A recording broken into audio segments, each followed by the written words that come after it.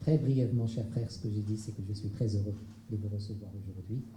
Très heureux que le dossier libyen ait été confié à un diplomate chevronné, à quelqu'un qui a une grande expérience dans la gestion de dossiers liés à la paix et à la stabilité, que le Maroc vous réitère son soutien, le Maroc vous réitère sa disponibilité à travailler avec vous dans le cadre de votre mandat pour parvenir à une résolution de cette crise libyenne. J'ai rappelé les 4 fondamentaux de la position marocaine. Nous voulons préserver l'unité de la Libye, sa souveraineté nationale. Nous souhaitons que la solution soit libyenne pour la Libye, loin des interférences étrangères, sans que la Libye ne devienne un terrain de tiraillement entre des puissances régionales et internationales.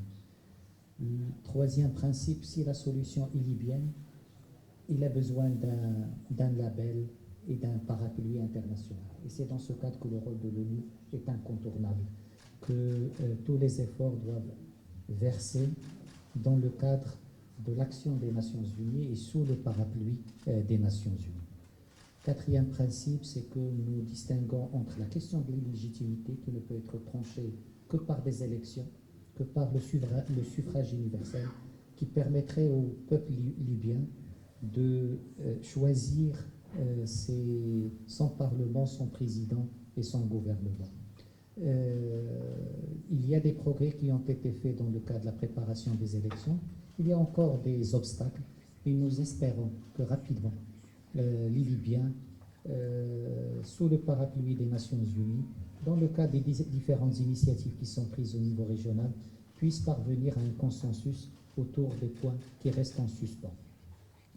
La question de la légitimité étant liée aux élections, il y a la phase transitoire. Et dans le cas de la phase transitoire, le Maroc est pour une approche pragmatique qui renforce les institutions existantes, gouvernement, parlement, Haut Conseil d'État, comme cadre de travail pour préparer la Libye à ces élections. La Libye n'a pas besoin d'une transition dans la transition, la Libye a besoin que la transition l'amène directement et rapidement vers des élections.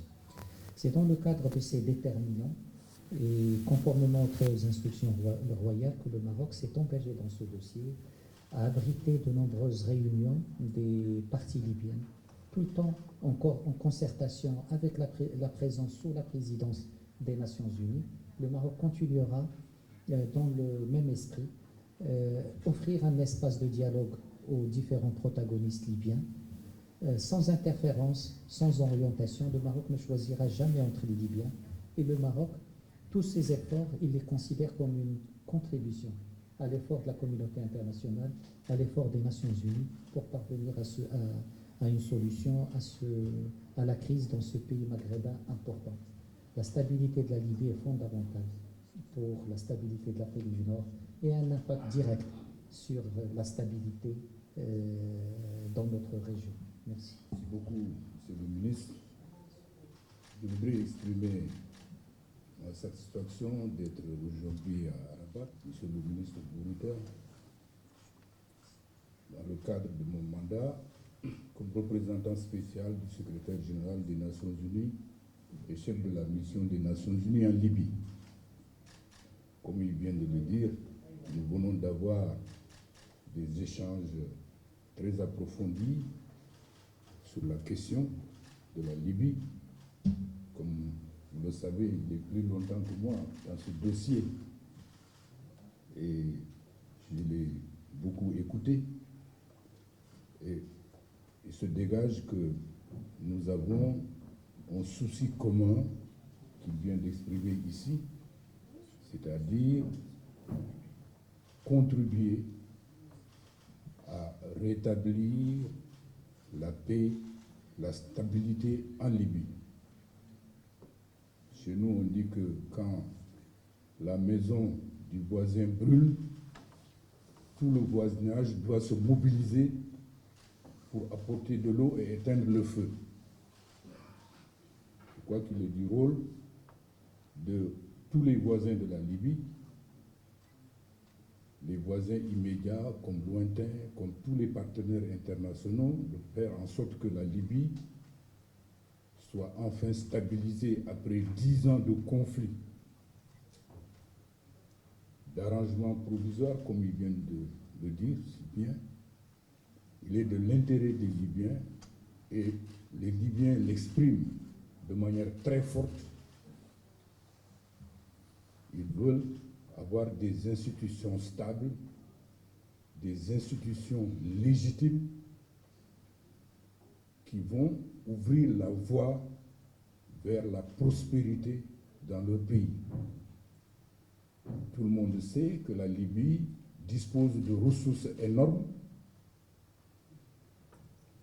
qui peuvent, dans un avenir très proche, créer les conditions de la prospérité durable de ce pays. C'est à cela que les Libyens travaillent au niveau de la base, et je dois dire pratiquement à tous les niveaux. Depuis que je suis arrivé en Libye en octobre dernier, je réside à Tripoli et j'ai eu des consultations très étendues avec les Libyens de toutes les régions. Je me suis rendu à l'ouest, bien sûr, à Tripoli, mais également à Benghazi, à Sirte, à Sebha, au sud. Et en écoutant les Libyens, cette préoccupation forte de faire en sorte que la Libye demeure unie, que la Libye demeure stable, cette préoccupation est exprimée de manière forte. Et je dois dire que je suis venu écouter Monsieur le ministre dans le cadre de ces efforts qui sont accomplis. Comme il vient de le dire tout à l'heure, il y a eu Spirat, il y a eu Bouzlika et d'autres initiatives. Au niveau des Nations Unies, mes prédécesseurs ont pris un certain nombre d'initiatives. Il s'agit de créer les conditions pour que tous ces efforts faits par les uns et par les autres, coordonnés par les Nations Unies, soient enfin couronnés de succès. Naturellement, la stabilité, la légitimité des institutions ne peuvent venir que des élections, je viens de le dire tout à l'heure. Et nous, aux Nations Unies, nous croyons qu'une solution, pour qu'elle soit durable, ne peut être obtenue que sont d'appeler les Libyens à se mettre ensemble, à se parler, à faire des compromis nécessaires pour que un accord soit trouvé, qui soit un accord libyo-libyen. Nous y travaillons fortement avec tous les partenaires, dont le Maroc et tous les autres de la communauté internationale. Et notre souci, c'est que tous nous parlions d'une même voix, que nous agissions dans la même direction. Et je suis heureux que le ministre l'a répété tout à l'heure, que nous sommes ensemble dans cette voie. Je voudrais donc vous remercier très sincèrement pour cette disponibilité et nous gardons le contact. Merci beaucoup.